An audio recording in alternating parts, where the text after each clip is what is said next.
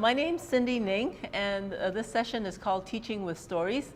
All the examples are going to be in Chinese, but I'll talk through it. So if you don't read Chinese, I hope we'll manage. And the inspiration for this is we did 8 series. We did 8 years of STARTALK programs, and very basically. Ever since the beginning, 2007, that's when STARTALK started, we've been doing 2 concurrent residential sessions per summer. One is a teacher training institute, and one is a student language camp that run concurrently. The teacher training institute starts a little earlier so that the teachers can prepare. But once the students get there, then the teacher trainees are involved with teaching as well. I don't expect you to read all this. This is just, we decided because we live in Hawaii in the middle of the Pacific, we have to make it residential. Otherwise, we'd only be open to local students and teachers. So because it's residential, our program runs from 9 in the morning till 9 at night. And so each day there are a lot of activities planned. But what has influenced this talk the most is the 5th period. Actually, it's the 4th and 5th period. We divide the camp into 2 strands and they alternate. Is the reading room. A number of years ago, STARTALK had Stephen Krashen come and speak here, and he talked about comprehensible input, and he's very much into extensive voluntary free reading now. And it's always been a goal of mine to figure out how do we do voluntary free reading in Chinese. In my own language learning journey, I grew up in Pakistan, and not in an English-speaking environment, but my reading happened in English, and voluntary free reading was huge for me in learning English. So I always felt that voluntary free reading is a goal of ours. Another background little piece about reading in Chinese. We use both traditional and simplified characters. Okay, so from the very beginning, we expect our students to be able to read both kinds. And my assertion is that if you start from the very beginnings telling students, we're going to learn both, they don't complain. They have no preconceived notions about, oh, I can't do it, that's double the workload. It's not at all double the workload. For one thing, only 1/5 of characters have been simplified to begin with, and the simplification actually gives them an extra opportunity to encounter the character again.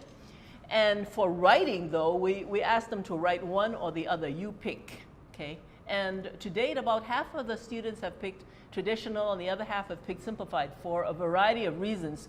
We don't ask what the reasons are, we just say, you pick, and they pick one or the other. Okay, so that's, just a little bit of a background. For example, this is a textbook we use. In this textbook, we're using a Tang poem to introduce the tones. When Chinese people do Tang poetry, they enunciate the tones. Okay, normally when you speak, you elide the tones, and but here they don't. So, but it was very useful. It was almost coincidental.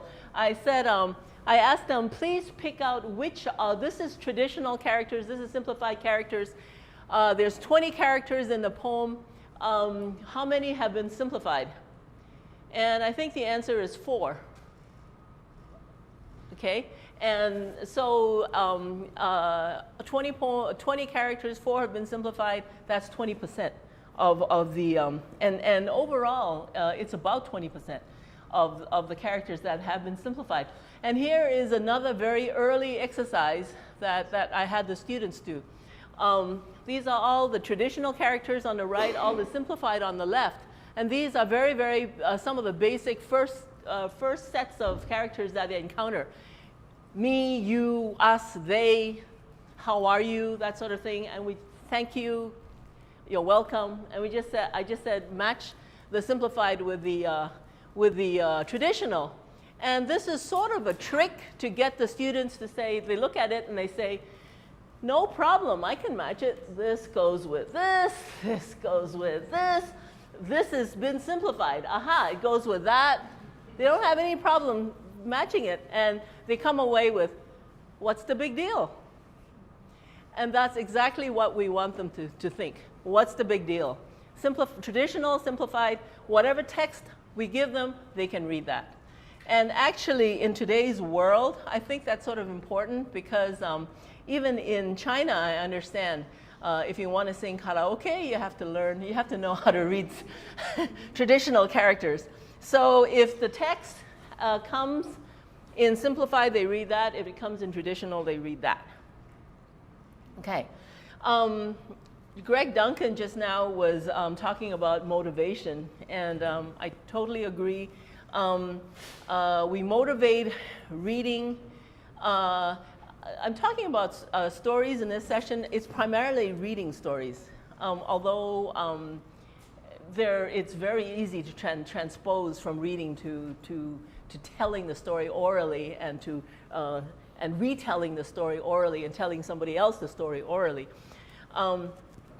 We maximize comprehensibility by providing familiar context and content, by providing lots of illustrations, by using lots of repetition, by any other crutches you can think of. I have a colleague who uses color coding for different characters, for spacing, for creating a reading community. And that's what I found so useful about our reading room. Once you walk in, everybody's reading. We support student learning of vocabulary and structures in context, in meaningful contexts. We involve students as authors, if possible.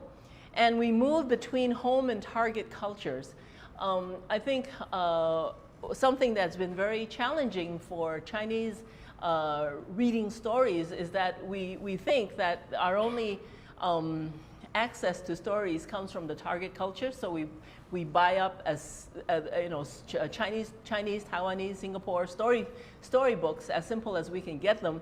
But that's mostly target culture, and it really helps to have a bridge between the home and the target culture. So you'll see that a lot of the stories we use actually are situated first in the home culture, and then they can begin to explore the target culture.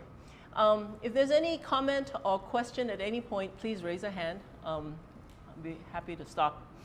Okay, so I'm going to actually, most of this session is going to be examples of reading texts, and then I hope we'll have time, and then maybe we'll spend a little bit of time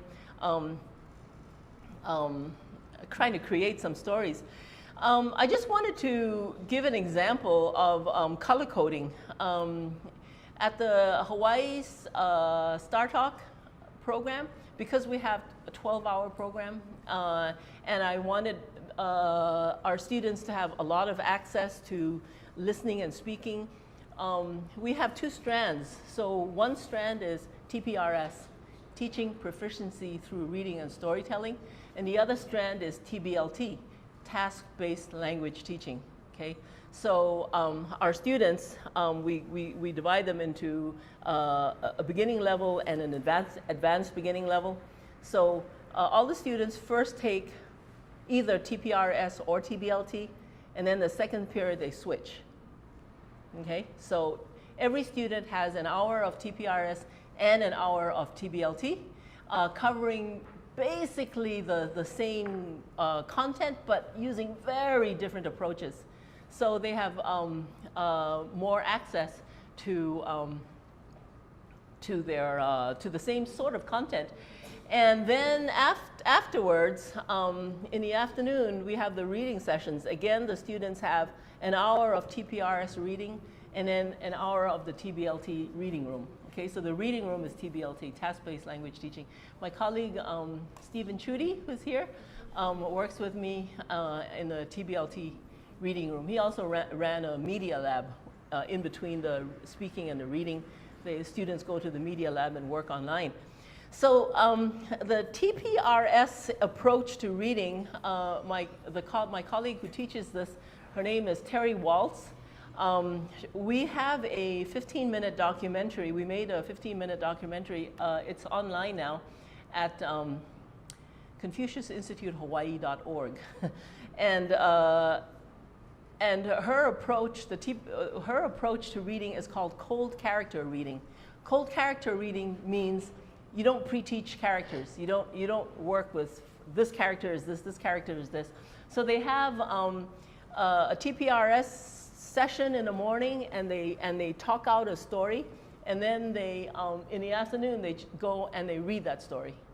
Okay, and what happens is that because the students already know the story, when they use a lot of English proper names. All proper names are in English, okay? Then the students, discover, they read it together, and the first word is English, right? So can we read it together? Robin 是鲨鱼 Robin 喜欢汉堡包 Robin 要去 Waikiki 的饭馆吃汉堡包 但是 Robin 不可以去，因为 Robin 是鲨鱼。Robin 哭 ，Robin 哭，因为他不可以去 Waikiki 的饭馆。他不可以去，因为他是鲨鱼。OK， 我懂了。Robin 要成为人，所以 Robin 买了魔笔，但是他的魔笔不见了。Robin 很生气，因为他的魔笔不见了。Okay, that happens to be a story they were working on. A brief summary in English. How many of you don't read Chinese? Okay, half the room. Okay, Robin is a shark. Robin likes hamburgers. Robin wants to go to Waikiki's restaurant to eat hamburgers, but he can't go because Robin is a shark. Robin cried. Robin cried because he can't go to Waikiki's restaurant. She can't go because she's a shark. So there's a lot of repetition. And then that says, okay, I understand already. Robin wants to become a person, wants to become human. Robin bought a magic brush, but he lost the magic brush. Now Robin is mad because she lost his magic brush. Okay? And I believe this is, do you remember if she made it or one of the students made the illustrations? I think one of the students made this cartoon. So in the media lab, the students took the story and one of the students made up the cartoon to illustrate the story. But TPRS Reading TPRS takes the same sentence and repeats it over and over and over and over ad infinitum in different ways. That's basically the TPRS approach. And just when you think you can't stand it anymore, they give you a new detail. And then they repeat the new detail over and over, and then another detail over and over. So this is, you see that repeated here. Robin's a shark. Robin wants to have hamburger. Robin wants to go to Waikiki to have hamburger. Robin cannot. Why? Because she's a shark. For somebody who does not know Chinese, first start with novice level, how long does it take for them to, like, for example, if I don't know Chinese, to me, like, I can't do anything. So my question is, this can apply to any language, obviously. So when the student first starts, how do you start them with this approach? Oh, the question was, they're video recording this, and so they wanted the questions. They said, so the question is, for a student who doesn't know Chinese, how long does it take to get to a level where they can do this? When Terry actually demonstrated at the teacher introduction session, she was teaching us Hawaiian, right? And she made up a completely new script with squiggles. And the point is that if you know the story already, if they know the story about Robin the shark, who wants to go to Waikiki to eat hamburgers and cannot because he's not human, and has a magic brush. If you know the story already, and you don't know the script, and there are English Waikiki, there's English interspersed, you can begin to guess what each character says. We actually experienced that ourselves using a completely made-up language. You know, also that is that. You begin to see repetition. So, 鲨鱼, okay, so 是 is to be, right? And 鲨鱼 repeats. The answer was they became very familiar with that from 0 in 1 hour. So by the end of the hour, they can take that text home, and they do, and they read it to each other. Yeah, and that's why she calls it cold character reading. They don't pre-teach the characters, you just learn it in context. If you know the story, if you're interested in and it's funny, right?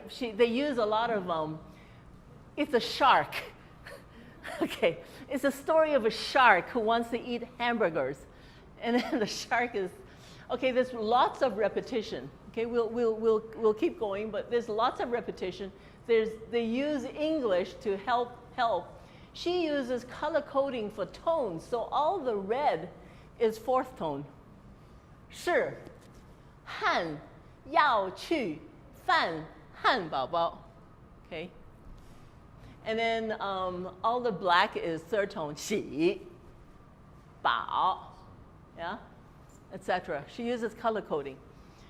Spacing for word divisions. This is something that Chinese texts don't do. 模笔 goes together. She put a space in between. Okay, so little things to help students process. This is another one. She's published a book called Pandarella. In Starhawk, I believe in 3 weeks they read the book together. Again, notice how much English there is. All the first names, rather than teaching the Chinese for Pandarella for characters, you just put it in English, and that helps you move through. Okay, any comments so far? Anyway, so TPRS reading. So familiarity is gained first through listening and speaking. They tell the story first in listening and speaking. Knowledge of content drives the reading process. Okay. Vocabulary-less structural drills are undesirable. They don't do that. It's unnecessary prior to, it's either they don't do it prior or they do it concurrent with reading, or it's provided as a resource afterwards. Okay? So this is what she calls a cold character reading. It fits very nicely with our camp, tent, with our camp. But that's all I'm going to say about it here. Okay, so the rest of what I'm going to be talking about is driven by the TBLT reading room. Any questions so far on this? Yes? So we said knowledge of content drives the reading process. You explain in English. Right? No.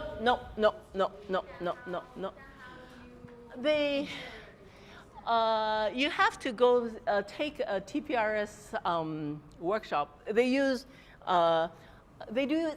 English on the walls, right? They tell a story. They tell a story together. This workshop is for teachers? It's for teachers, right? It's for any language teacher? Any language. It's the same approach. It was first pioneered in Spanish, right? Blaine Ray. Oh, sorry. In TPRS, when a story is being built, sentence by sentence, the emphasis is on total comprehensibility. So if there is new content, at the point that new content is introduced, they stress the comprehension very much. At that point, they'll use English one time to check, what did I just say? At that point, you'll hear English in the classroom, but then the rest of the time, that word is simply recycled again and again and again.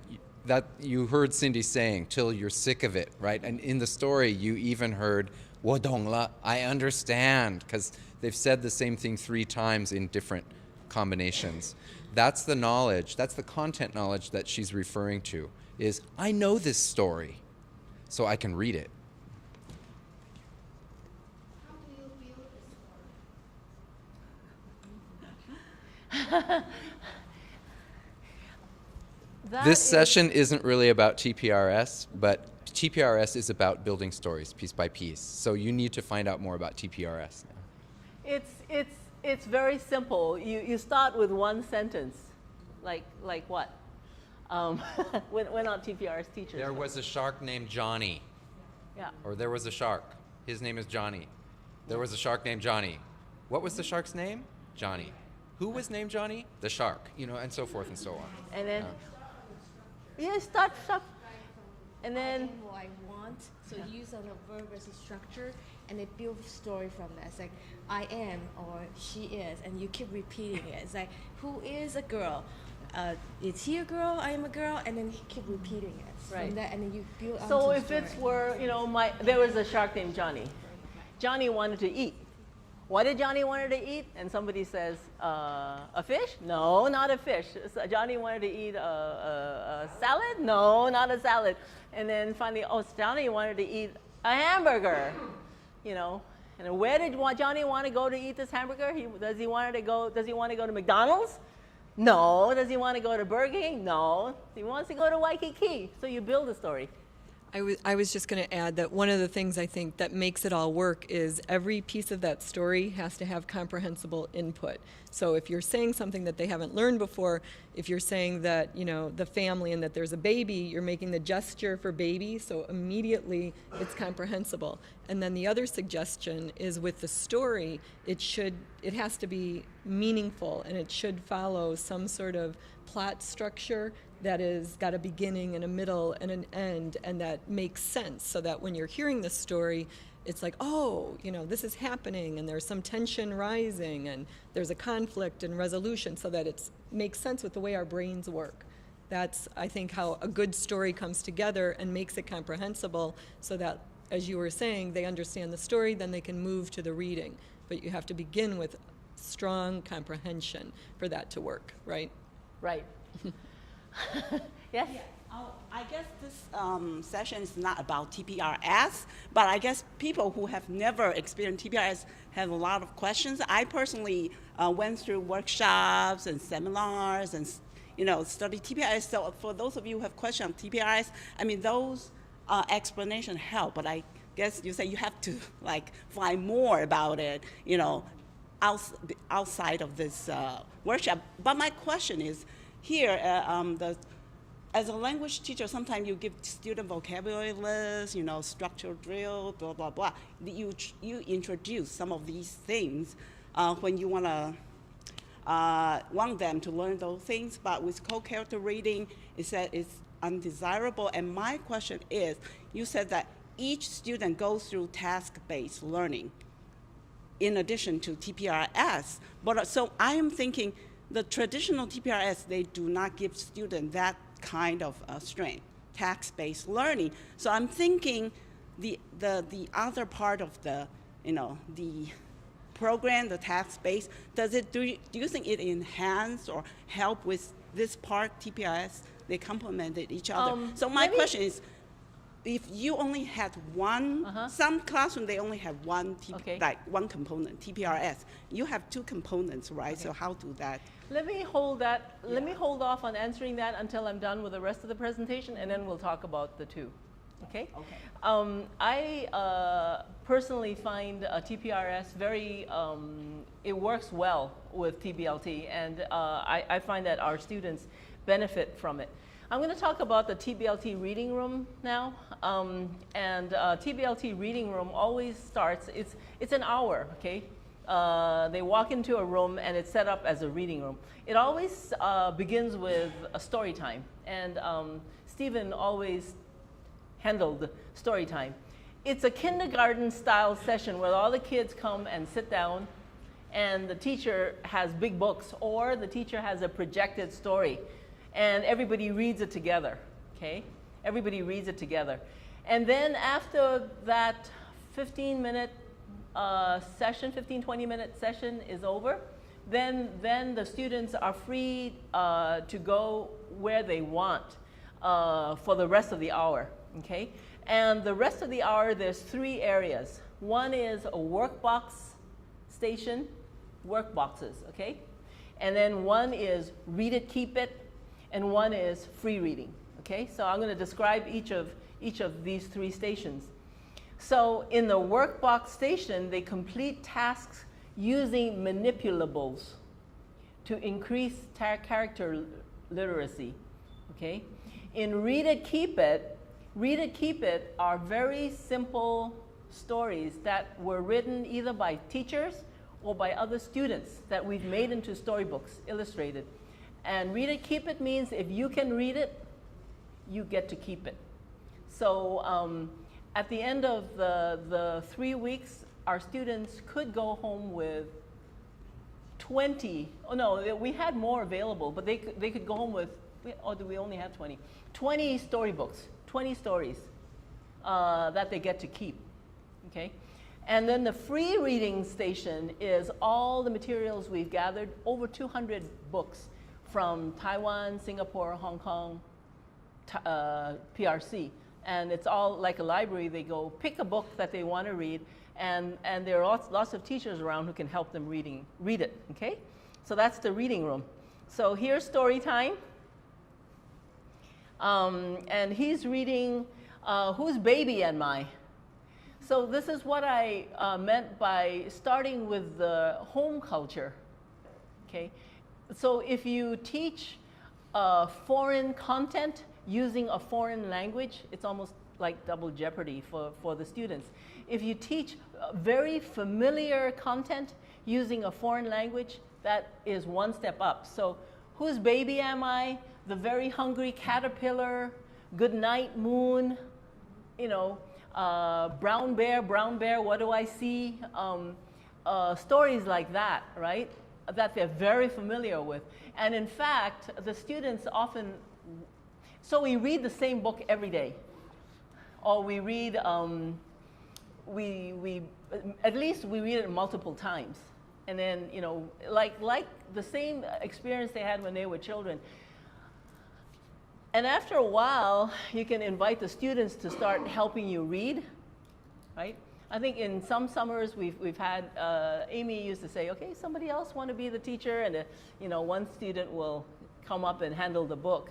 It's a flashback to childhood, and I don't know, it's a warm and fuzzy feeling.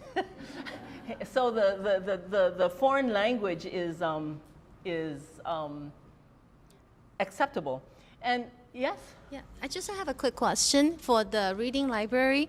On the book itself, does it have pinyin or any English explanation, or strictly just characters? Strictly characters. I'm looking for non-bilingual, strictly characters. Okay, and then my another question is for in reality check in the regular public school classroom, one teacher have the 1:30 ratio. For example, my own classroom I have 30 students, and I don't have people coming to actually read story to them. So would that be a drawback if I actually still want to give them a library, but I actually have pinyin on there or English explanation? Would that actually put them backward? No, I would say if at all possible, like. I have this one book called what's the name in English? I forget. But there's only 5 characters in it. There's only 2 characters, Bao Bao, Bao Bao, and Bao Bao. What's the name of the story in English? It's about a little monkey who is looking for his mother. Okay, and everywhere he sees like mother turtle hugging a baby turtle, mother panda hugging a baby panda, mother somebody hugging, and he goes Bao Bao. Bao Bao, hug me, hug me, hug me. Bao Bao. Every page only has that one. Bao Bao, Bao Bao, Bao Bao, Bao Bao, Bao Bao, Bao Bao. And then finally his mother appears and she goes, Bao Bao, my baby, Bao Bao. And everybody else is saying, Bao Bao.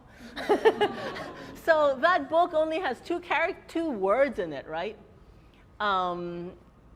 We read it to them first, and then they can go pick it up and read it themselves. no English. But the point is that, you know, it's the illustrations that drive the. Okay, and then so my question is, so all the books in the library, actually they actually read it before, so they actually have so they have before they someone know the story, so then they come back and read themselves. Right. So it's not something new they never read before. Well, no, the books in the library are something new they've never read Okay. before. Let me get to, I will make a quick response to that one, but let me save questions like that until the end. What I've done in a class when I don't have the STARTALK setup of other teachers in a room is I put the portable library on a bookcase, bring it in the morning, and allow students to exchange books, take home to read. And that's their homework, and they keep a little record. This is a little story that I made up.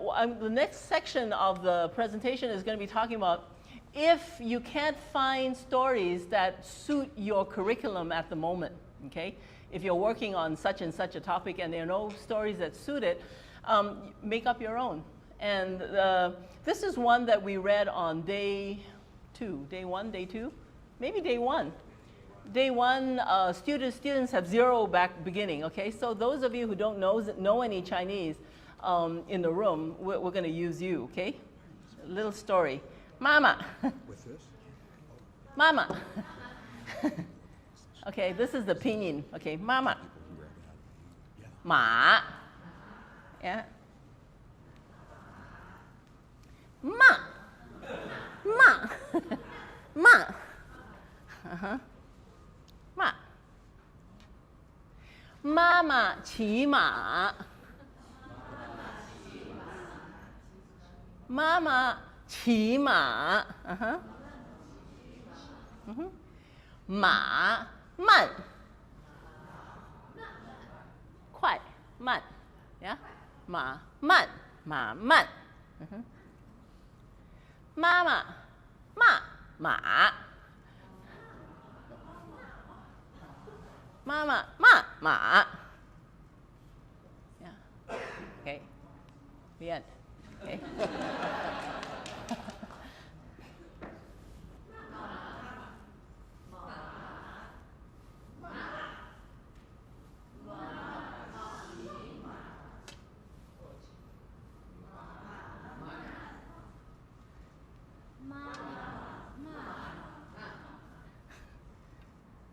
很好，很好。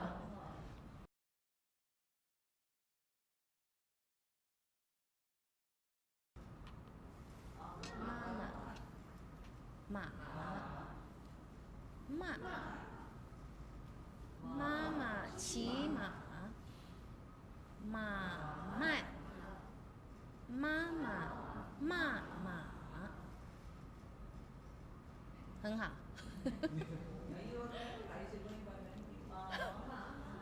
妈骑马马慢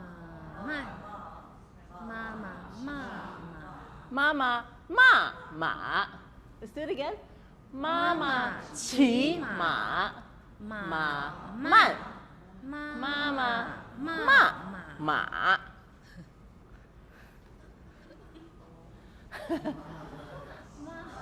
骑马马慢妈妈骂马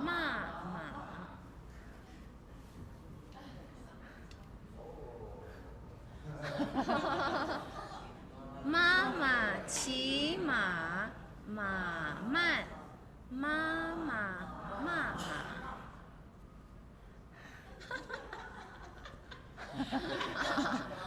妈妈骑马马慢妈妈骂马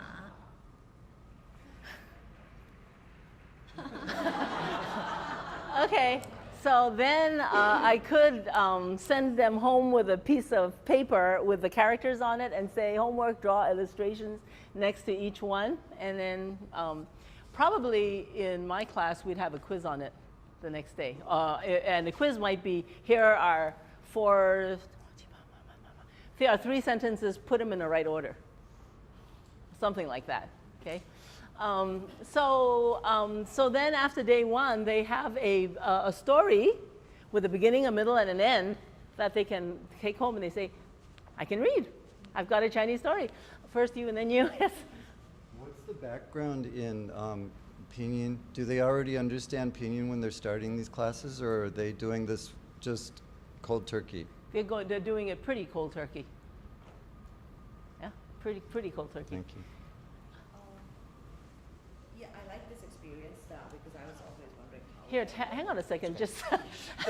Yes, go ahead. Yeah, I really wanted to experience how I would react to a new language. This was good, but I'm feeling like, well, for the 5 minute, I memorized it.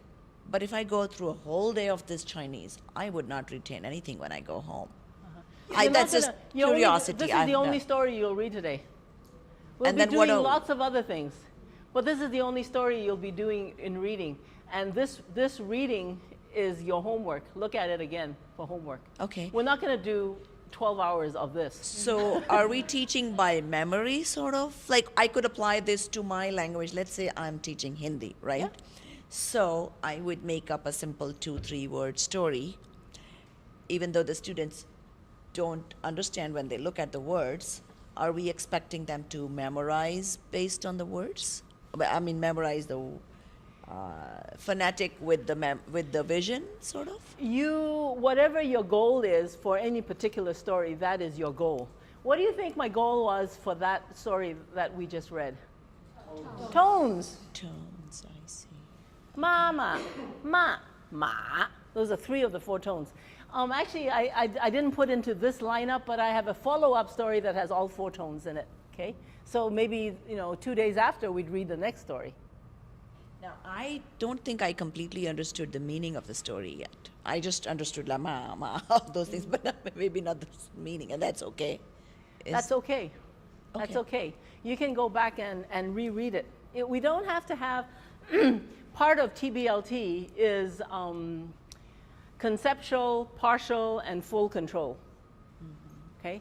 Part of TBLT is that you give a lot of input for comprehension. You hope the kids will begin with some sort of a conceptual control, and then eventually they'll have partial control, and then eventually they'll have full control. So for conceptual control in this unit, what do you come away with? With the tones. Okay, there are tones in Chinese. Yeah. Okay, I'm not expecting you to have full controls over what the tones are. There are tones in Chinese. What else did you come away with? That there's 2, ma and chi, was that the one? Those are the only 2 syllables per se. Okay, that you I could heard make 2 out. syllables, 2 ma, syllables. M-A, and Q-I, And chi. QI, yeah. Okay. Anything else? This is your first exposure, and we're sort of to putting you on Chinese. the spot. But that's I okay. would never do that to a student. No, but that's okay, because that's what we are going to do to the students in Hindi when they first time come Oh, to you can us. have them That's talk what to each we are other. doing. Have them talk to each other about. Oh, we could do that here. Talk to each. Why don't you do that? What else? What else do you think the students might come away with this little unit that we just did? Go ahead and talk to a partner. I am so successful. I can read a story. That's what I come away with. I'm so smart. I don't want them to be afraid. Yeah.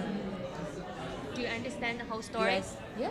Do you understand the whole story? What is the whole story? If So she tell me in didn't English. explain, man means Ma slow. means what? Ma Slow. means Yeah, if Mommy rides she a horse. explained it. Did you hear that? She explained that. Mama, if the mother is riding the horse is slow How did you get How it did you slow? get that? because she had a turtle and Bum, bum. something quick, a rabbit. Okay, can we regroup, Oh, I please? thought he wasn't paying attention. I was I so just focused on realized Mama. that our time is half over, and I haven't done much of the presentation yet. So what are some thoughts? What do you get out of this? I'm successful. I know how to read a story in Chinese. Good, that's what I'm hoping. That's the most important thing. Yeah, I'm really, that's the key thing I want the students to come away from. I can do this. I can do this. Uh-huh. How do you take like these stories and make sure that students then know how to put them together in like a real world task? Like if I've read this story or I know how to talk about a shark who wants to go to Waikiki and then I go to China Like, how do I know how to pull those pieces together and communicate with someone in a daily life situation? Okay, well, let's move on then, because there are some other stories. Okay. Okay. I hope I put them in. Okay, let me just, these are just some examples. So story time, I guess I've gone back. We do story time, we do all kinds of different things. This is Incy Wincy Spider in Chinese, okay? Then we have workbox stations that so this is the content, list of content of what they have in the workbox station. Workbox stations are things like that. So the numbers, put them in order, the numbers 0 to 10. We work with pictograms and stuff like that. For example, these are cut up, these are laminated and cut up, and the students match them. And in the process of matching them, they learn some characters, okay? Because these are all manipulables, students tend to enjoy doing them. And this is the top level of the manipulables. It's photosemantic compounds. It's a little harder to do. And then this one is questions and answers, match the questions with the answers. And then we're moving to the read it, keep it. Okay, so some of the stories in here will more meet what you're talking about. Okay, so the first 7 stories in here I wrote, and this is just one example of it. And the themes had to do with what they were learning. So one was, what's your name? Okay, so I had a story around that. And then this one had to do with, what animal are you? Okay, because in Chinese, there's zodiac animals. There's 12 of them. Okay, and what animal are you is a commonly asked question when you first get to know somebody. What animal are you? So this is the story that focuses on what animal are you. Those who can read it, could you read it, please?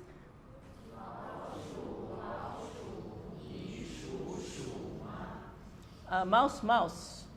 Were you born in the year of the mouse?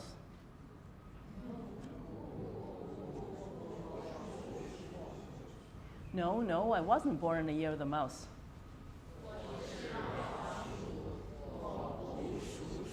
I am a mouse. I wasn't born in the year of the mouse.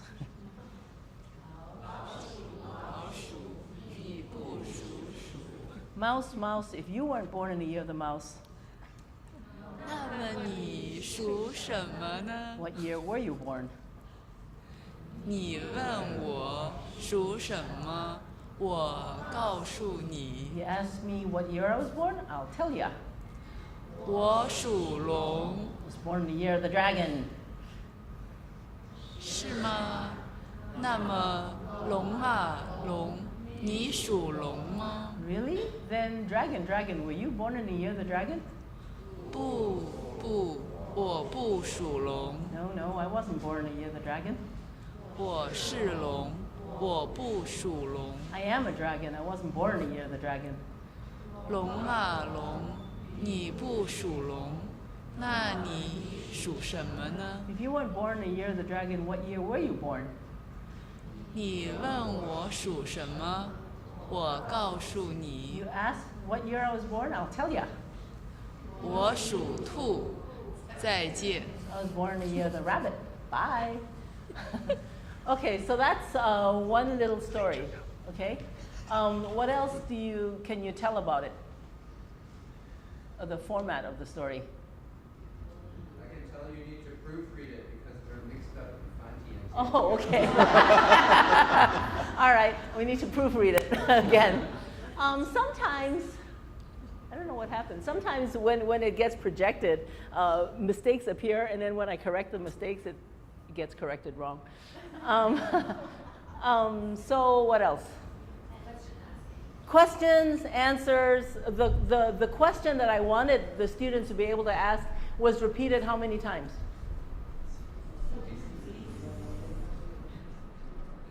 Several times, okay? And it's very repetitive, right? It's very repetitive. And I found the illustrations on the internet. So there's some illustrations to help meaning. Okay, so we could project that and read it together in story time. Then they have then we reproduce it in little booklets that they can read on their own. Okay, so there's a set of I think 7 to 10 little stories that what's your name, how old are you, you know, where do you come from, in little story formats like this. Okay, and actually I haven't done it yet. I intend to put them all online, except that my publisher in China said that they want to publish them. So that may inhibit my putting them online. I was going to put them online and just this is another one that is very repetitive. Mother rabbit ate a carrot. Father rabbit ate 2 carrots. Little rabbit ate 3 carrots. Telephone. Mom, carrots. Little rabbit ate 4 carrots, 5 carrots, 6 carrots, 7 carrots. Little rabbit ate 8 carrots, 9 carrots, 10 carrots. Little rabbit had a stomachache. And that's it, okay? And I know that having them read stories like that work because I heard a student in STARTALK say, how do you say carrots? She said, hula boy, don't you remember the story? So anyway, so we have about 20 little stories like that we made up, right? Focusing on specific things that we want to focus on. And 2 years ago, I decided to try this. And I was so impressed with the results. I've done it every year since. So for 20 points and extra credit, write and illustrate a story using PowerPoint. Include between 10 and 20 slides. Those were the only instructions I gave them. Okay? So I think of that first year, 20 students, 13 turned in stories. And there were stories like this. Chinese 101, Sven Bradley, no background in Chinese. There was a dog. He wanted to go for a walk. Okay, he illustrated this. And these are this is language that they learn in this unit. These are not vocabulary that they know from class. So the dog's owner took him for a walk. What do you think this says? The dog met a cat. Exactly, that's what the Chinese says. The dog met a cat. What do you think that says? The cat was afraid of the dog. Yeah, it says, 猫看见了, the cat saw the dog and was afraid, right? Uh-huh. What do you think that says? But the dog was just so cute. It was so lovable, right?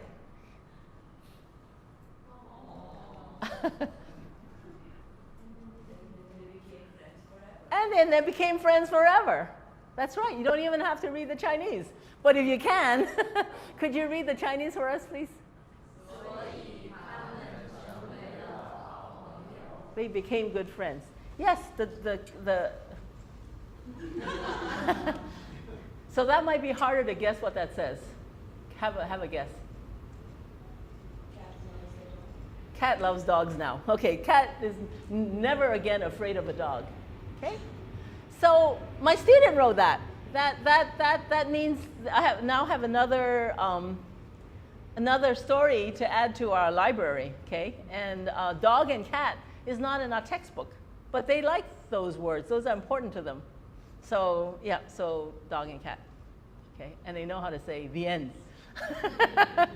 Okay, and then this one, yeah. These students who don't know writing any Chinese characters, how do they get the concept of this is how I say dog in Chinese, this is how I say afraid, this is how I say, you know? They know some of the characters. They know some of the characters because we're learning them. Okay, and this is an opportunity for them to use them. The ones they don't know, they look it up. That's what There's I mean. lots they of are tools. Able to look it up. Yeah. Oh, have you ever tried Google Translate? I'm going to Africa in February, and I'm learning Swahili online. There's so many tools available. Google Translate. How do I say? Oh, there. Oh, there. Then they turn in a draft, and we work with them. They turn in another draft. We work with that. They turn in another draft. They illustrate it. Then they turn in a final. And yeah. Okay. This is another story by a student that links up to the dragon and the mouse theme. So let's see, what's the best way to do this? Can the Chinese people read it out loud to me? 大龙在山里睡觉， Last month in the morning, a dragon was asleep. 有个小老鼠也在山里。 There was a mouse in the hill too. 小老鼠看见大龙在睡觉，小老鼠说：“您好，大龙。”大龙什么也没说，他继续睡觉。 The mouse said to the dragon, the mouse saw that the dragon was sleeping, so he said, "Hello, dragon." But the dragon didn't say anything. He continued sleeping. 小老鼠不高兴了，他问大龙：“你很忙吗？”大龙还是没有说什么，他不想说什么。大龙继续睡觉。 The mouse was unhappy. He said, "Dragon, are you busy?" The dragon still didn't say anything. He didn't want to say anything, and so he continued sleeping. I just wanted to point out that a lot of what the student is writing is stuff that's in the units, like to be happy, to ask, are you busy, to say something, to sleep, that sort of thing. They're just using the vocabulary, right, that they're learning in a context of their own making. 小老鼠很不高兴了，他问大龙：“你很忙吗？你很累吗？你想不想去美国或者英国呢？你想吃什么吗？” The mouse was even unhappier. He says, "Dragon, you busy? Are you tired? You want to go to America? Do you want to go to England? You want to eat something?" 大龙睡醒了，他很不开心。大龙回答：“我想吃一个小老鼠。” The dragon woke up. He was unhappy. He responded, "I want to eat a mouse." 大龙把小老鼠吃了。 Okay, this is a very difficult construction in Chinese. 大龙把小老鼠吃了. The dragon ate the mouse. The end. Okay, so what would be the advantage of having a class who knows 90% of the terms, vocabulary in this, but not all? What would be the advantage of having them read a story that a classmate wrote? Tell your partner. What would be the advantage of having them? What's the advantage of the story about the tiny mouse and a giant dragon sleeping in the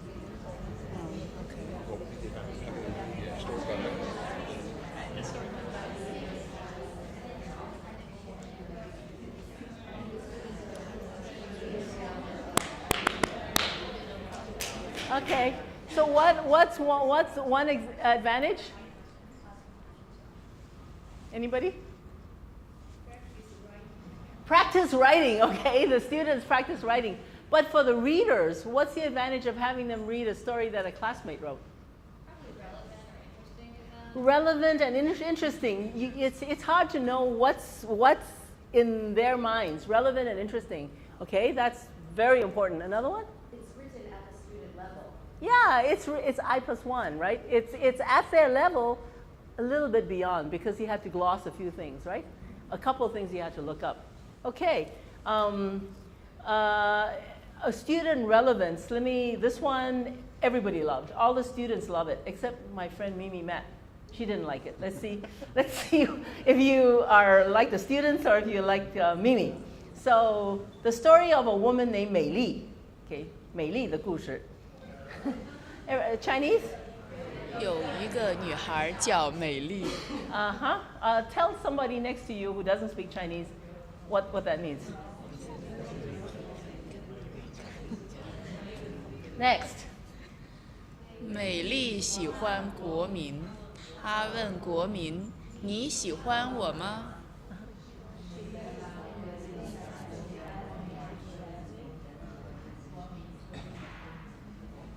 Okay. 国民说什么？不，你太胖了，我不喜欢你。Okay, 国民 said, "What? No, you are too fat. I don't like you." That's what it means? Yeah. Is there anybody who doesn't speak Chinese who doesn't have a translator? Okay, everybody's covered, okay? 美丽很难过。美丽的朋友问她：“你为什么难过？有什么事吗？” Meili is very sad, and her friend asked her, "Why you're so sad? What happened?" 美丽说：“我不太好，我太胖了，没有男孩喜欢我。” Meili said, "I'm not good. I'm too fat. No boys like me." That's sad.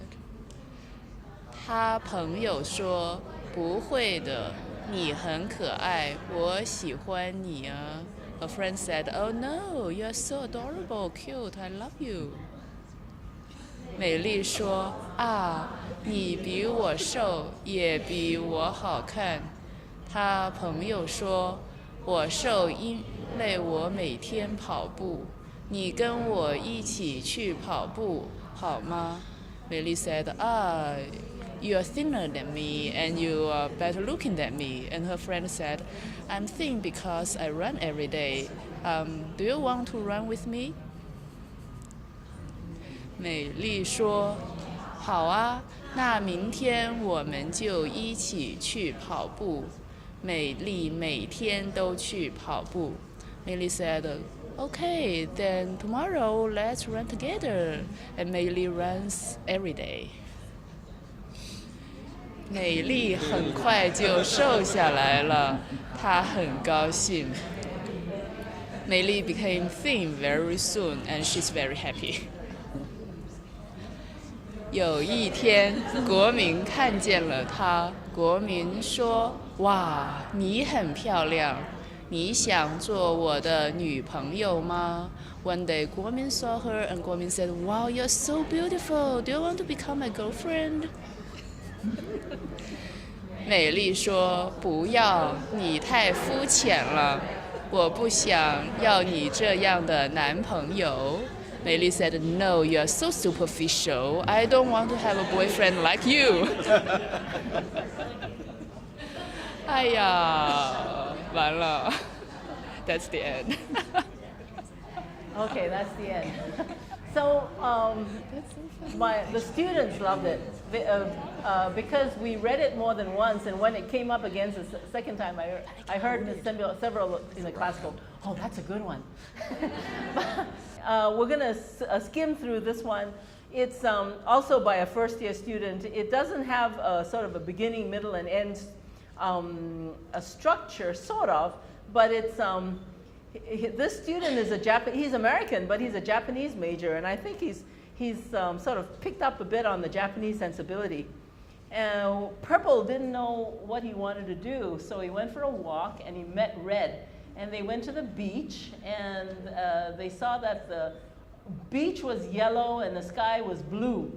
And they saw clouds, and the white clouds moved very slowly, and a red sun came out, and the clouds turned gray, and Red went home, and it started to rain, and Purple thought that the scenery was beautiful. Okay, he made all the drawings himself on computer. Pretty pictures. And so, what was the topic? What was the focus of that? Colors, yeah. He decided that himself, but this is a second-year student. We have to give it a full treatment because it's quite amazing. He wrote the story and drew the drawings himself. Could you read it out loud, please?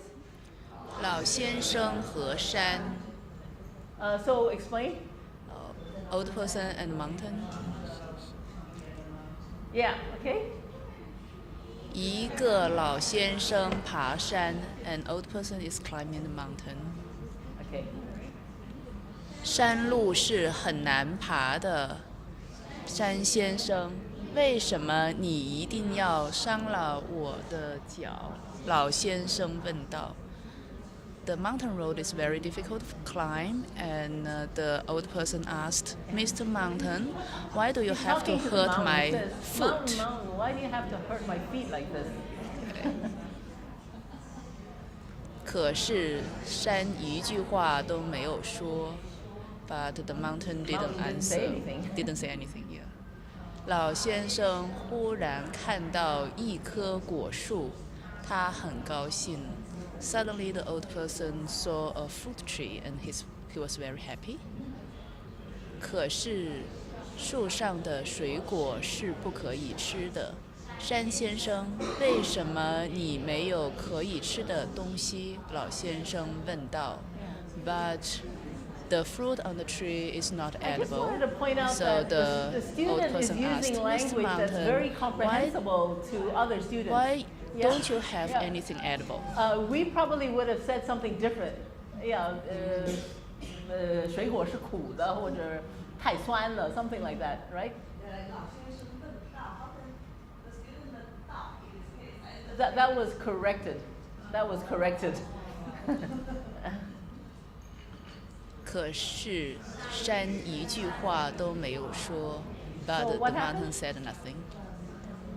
The mountain didn't say anything. Yeah. 他爬山爬了很多天。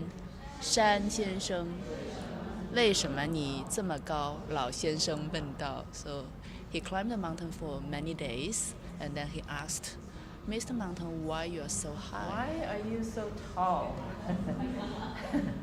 And those who don't speak Chinese, what does that say? The mountain didn't say anything. Right.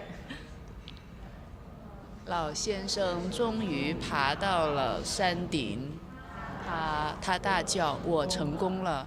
The old person finally get to top of the mountain. He cried. I made it! I did it! Shout. Yeah, she shouted. Yeah, I'm successful. 山先生说：“恭喜你呀！” Mr. Mountain said, "Congratulations." What did the mountain say? Congratulations! 哦，山先生可以说话，他很惊讶，所以他跌倒，然后死了。Oh, Mr. Mountain can speak. He was so shocked, so he fell down, and then he was dead. He died. Yeah. Oh. That had to be a student that came up with it. Yeah. Yeah. That's become one of the most beloved stories in our repertoire. It was a very quiet student sitting in the back who wrote that. Very, very naughty. And I think we have one more. These stories are so full of student personality. I just had to share them. Okay, can we read this together? 鲨鱼的故事 The Story of a Shark. 有一个鲨鱼喜欢一切吃的东西，但是这条鲨鱼很懒惰。There was one shark who likes everything edible, but this shark is very lazy. There was a shark who liked everything to eat, but he was very lazy. 这条鲨鱼不做家务，也不刷牙。This shark does not do housework, and he does not brush her teeth. 这条鲨鱼的名字是丹丹 His name is 丹丹。有一天，丹丹肚子疼，因为她很饿，她需要找东西吃。One day, Dandan has a stomach ache because he was angry and he need to find something to eat. 丹丹看到了鱿鱼 ，Dandan saw a squid. 但鱿鱼给了他黑色的墨水吃，丹丹看不到了，他的肚子还很疼。but the squid gave him the black ink. Dan Dan cannot see, and his stomach is still aching. 第二天，丹丹看到了螃蟹。The second day, 丹丹saw crab. 他应该咬下来就可以了，但是因为他不刷牙，所以他的牙齿破了。He could just bite the crab, but because he didn't brush her teeth, his teeth broke. 螃蟹笑了，丹丹哭了。The crab is laughing, 丹丹 is crying. 第三天，丹丹太饿了，他需要吃人肉。The third day, 丹丹 is so hungry, he needs to eat a human being. 他去海边看到一个小孩子。He went to the beach and saw a little child. 他跳下水，他的眼圈红了。He jumped into the water and her eyes are becoming red. Eyes turned red. 小孩子向他开了枪，丹丹不再饿了。The little child shoot him with a gun, and Dan Dan is no longer hungry. I could hear my students going, "He shot the shark? He shot the shark."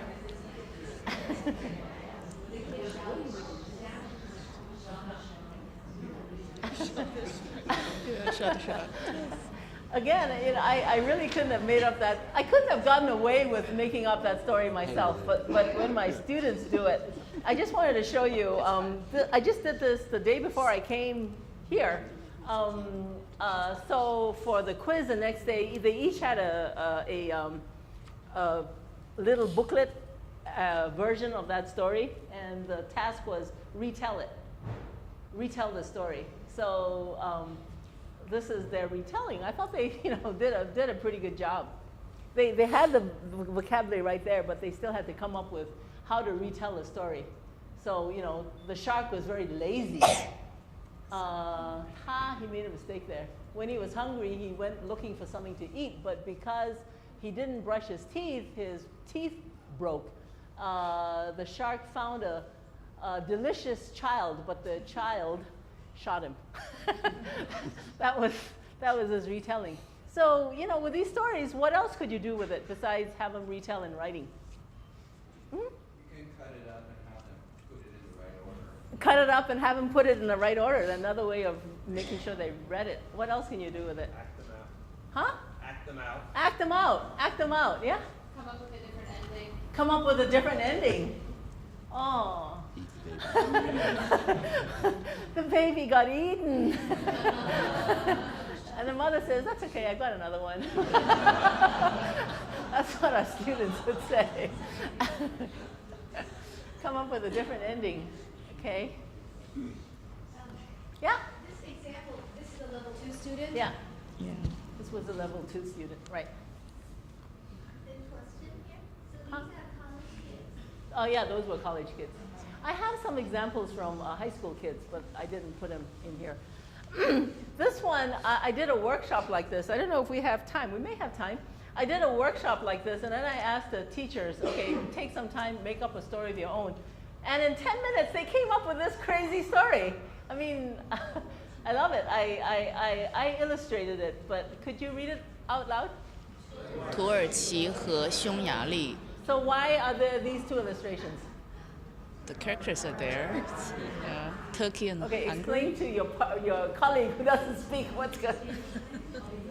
It's the two countries' name, Turkey and Hungary. Is it? No, it's not Italy. It's in the Eastern Europe. Hungary, I believe. Okay. 土耳其说：“我叫土耳其。” So 土耳其 said, "My name is 土耳其." Turkey said, "My name is Turkey." Okay. 我来自中东。 What do you think this says? I come from the Yes, Middle I East. come from the Middle East. Okay. 今天我认识了一个新朋友。Today I got to know a new friend. Made a new friend today. 他叫匈牙利 and his name What is do you think this Hungary. says? Name's Hungary. Okay. 他来自东欧 He comes from Eastern Europe. Eastern Europe. 土耳其问匈牙利你在吃什么 Turkey is asking Hungary what are you eating, and 匈牙利回答我在吃汉堡 and Hungary answers I'm eating a hamburger. 土耳其问过了15分钟。土耳其问匈牙利你又在吃什么呢 Turkey is asking Hungary you're eating again, what are you It's great to learn eating? these things in context, right? If you don't have a context, it's hard to explain, you know, what that is doing. 你又在吃什么呢？匈牙利回答我在吃三明治 Hungary answers I'm eating a 又过 sandwich. 了15分钟，你还在吃？土耳其问匈牙利你还在吃什么呢 Turkey is asking Hungary you're still eating, what are you eating? 匈牙利回答我在吃热狗 Hungary answers I'm eating a hot dog. 土耳其问匈牙利你为什么这么能吃 Turkey is asking Hungary why you can eat so much. How come you can eat so much? How come you eat so much? 匈牙利回答因为我叫 Hungry 我很饿 so Hungry answers because my name is Hungry I'm very hungry. 土耳其问匈牙利那你还想吃什么 Turkey is asking Hungary what else do you want to eat? 匈牙利回答我要吃 turkey Hungry answers I want to eat turkey. Okay, they came up with that in 10 minutes. So you have the same challenge. Work with somebody and figure out something you want to teach about and write a story. 请 So we have beginning sound and ending sound. 因为它可以把去 somewhere 买东西。最开始是要，要说妹妹，对，也可以把颜色再放进来。再教，对，就是看到小孩子学到哪里，好啊可以，那我们现在来加一个 story 吧，妹妹怎么样？喜欢这个不喜欢这种，他说去换你拿的沙发。 Oh, it looks like there are some really interesting stories being created. Do they use the kind of language you want your students to get practice in? Are they interesting characters? Is there some conflict? Is there a beginning, middle, end? So a story arc. Anybody want to share their plot outlines? Okay. Okay, so this story, we're actually teaching body parts and also shopping words like to go to look for, to exchange, and also to want and to like. There's lots of stuff in here. All right, so 有一天，有一个女孩叫妹妹 ，a girl named 妹妹。She loves her eyes. 她喜欢她的眼睛，她喜欢她的鼻子，她喜欢她的耳朵，可是她不喜欢她的嘴巴。The girl, she loves her eyes, she loves her nose, she loves her ears, but she doesn't like her mouth. 所以她想买新的嘴巴，她想换她的嘴巴。So she wants to change her mouth. 她先去沃尔玛买嘴巴。So she first go to Walmart to buy mouth. 可是沃尔玛没有漂亮的嘴巴。But Walmart doesn't have beautiful mouth. 所以她再去 Macy 买嘴巴。Therefore, she went to Macy to buy 嘴巴 to buy shop for mouth. 可是 Macy 有大嘴巴、小嘴巴、红眼睛、绿眼睛、蓝耳朵。可是她不喜欢 Macy 的嘴巴。So Macy had lots of different beautiful big mouth, small mouth, green mouth, red mouth, but she doesn't like any of the mouth. 最后，她去 Target 买嘴巴。At the end, she went to Target to shop for her mouth. Target 有很多漂亮的眼睛、漂亮的鼻子、漂亮的耳朵，还有漂亮的嘴巴。And Target had lots of beautiful eyes, beautiful nose, beautiful ears, and also have beautiful mouth. She 她找到她喜欢的嘴巴，她很高兴玩。So she found her the math she likes, and she's very happy. The end.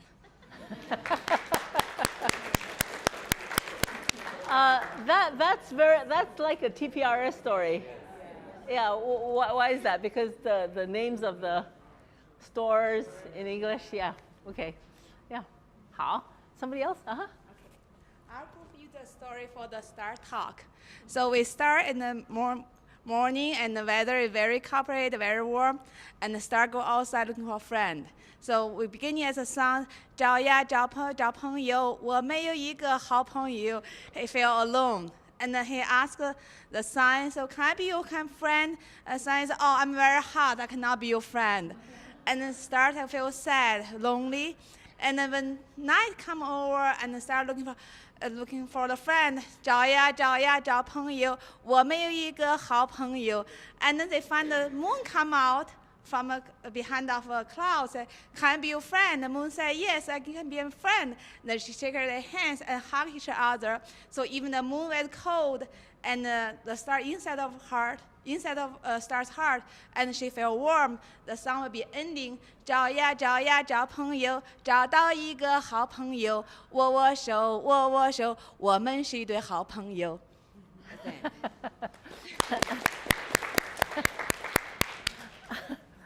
Another story? Okay. Okay. I want to learn Chinese. 我要学中文。 I want to learn Chinese because it's difficult. No. 我学中文，学中文很难。 Learning Chinese is difficult. But learning Chinese is fun. 但是学中文很好玩。So I learn Chinese. 所以我学中文。 That's the novice level. Just to make sure. Okay, what kind of a complication would you throw into that story to give it a plot twist of some sort? Huh? The protagonist could visit several people and say, I want to learn Chinese. What do you think? And they say, oh, Chinese is too hard. Visit another one. Oh, Chinese has too many characters. Oh, Chinese has tone. And in the end, they say, I don't care. I'm going to learn it anyway. Something that's taking the Chinese teaching world by storm is that there's a half-hour video of Mark Zuckerberg, Facebook, talking in Chinese. So, if he can do it, you can do it. Okay, Stephen, maybe we could. I've always intended to make like a storytelling in Chinese or something website where we could upload some of these stories that we're coming up with, and people, we classify it by novice and somehow, and anybody who wants to can add to it and take from it. That one was made by these 3 teachers. If anybody wants to send me your, and I think I have it, okay. So this was our interlude, focus on a topic, function, set of vocabulary, grammar, only one word. You can edit and illustrate your story later, or if you email me your draft, I can help you illustrate it. And here, there's my email address. Very easy to remember, cindy@hawaii.edu. Okay. So I just wanted to say for the free reading part, where we picked lots of materials from real materials, authentic materials. Most of the kids like Lao Fuzi, graphic novels. I mean, Lao Fuzi, you know, it's over in 1 page, right? And after 3 weeks, at the end of 3 weeks, we actually had a couple kids go and pick them and just spend their reading room hour reading in Lao Fuzi. And you know, there's a lot of images and few words. Okay, so characters are good. So again, wrap up. High interest text motivates reading. I was also very much impressed because my daughter, when she was 5 years old, she went to the kindergarten of the school where Obama went. It's also the school where Sun Yat-sen went. So it's a very special high school. It trained 2 presidents. But they had a corner with a whole bunch of rooms and a bunch of pillows in that space. And during the day, if any kid was done with an activity early, the teacher could say, okay, you can have time in the free corner. Do what you want. You know, you could sleep, you could read. Okay? And if they read, then somebody made a log of what they read. Okay? At the end of kindergarten year, her teacher gave me a stapled together set of everything she had read over the course of that year. 200 books. 200 books, a 5-year-old. And I just remember thinking, wow, I've got to find some way of getting our students to do that. So some of our students went away with 20 books, 20 little books, like the ones that you saw today. And that's not bad for 3 weeks, you know, from 0 in Chinese. Okay? So motivate reading high interest texts, maximize comprehensibility by providing familiar context and content. I would also say that the storytelling arc is something that they're used to. Like the young man who wrote Old Man in the Mountain, we never trained him to write stories, but he uses a lot of the devices of a storyteller, right? Sort of high interest, a little twist at the end, a lot of repetition, you know, so it builds this frequent repetition, other crutches, illustrations really help. It helps to have a reading community. Yeah? What type of reading material do you actually provide, especially if there's zero background? The reason I ask is because sometimes you want something more relevant. If I give them children's book, and then but they're grown up, or like they are older kids like in high school, they might find that this is a little kid style. I don't want to learn it. What do you think, Stephen? Did our students respond with, this is kid stuff, we don't want to learn it? I think it varies. I think there's no easy solution to that.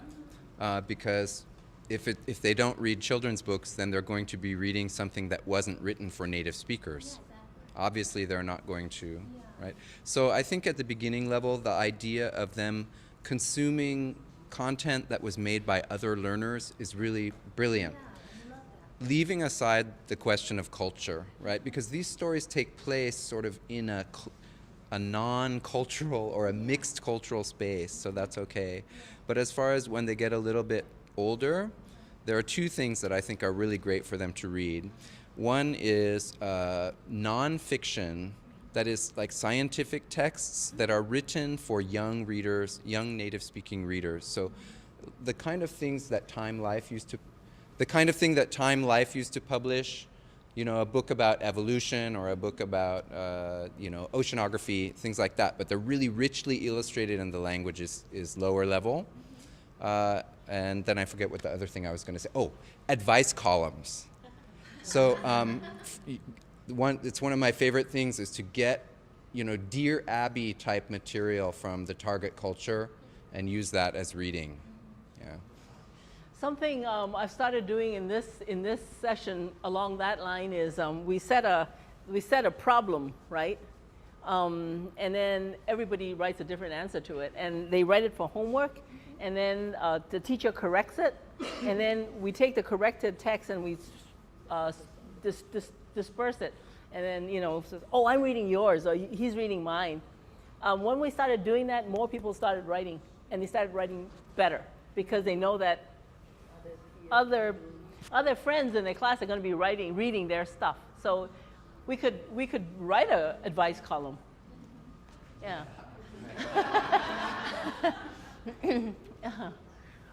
Any other? Let's see. What was that question I said I was going to leave until the end? The TPRS, TBLT. We're out of time. Time's up. Yep. Okay. I think they complement each other. TPRS, TBLT. I think each can stand alone, but I think they complement each other. Thank you.